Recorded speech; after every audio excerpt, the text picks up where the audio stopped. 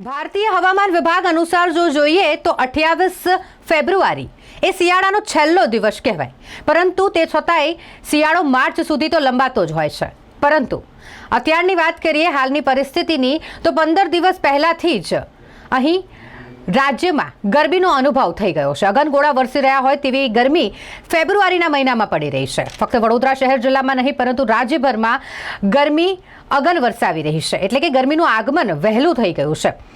ફેબ્રુઆરી મહિનામાં ગરમીએ છેલ્લા 10 વર્ષનો રેકોર્ડ તોડ્યો છે। આમ તો હોળી સુધી ઠંડીનો અનુભવ થતો જ હોય છે, ઠંડી થોડી ઓછી થઈ જાય પરંતુ ઠંડી લાગતી હોય છે।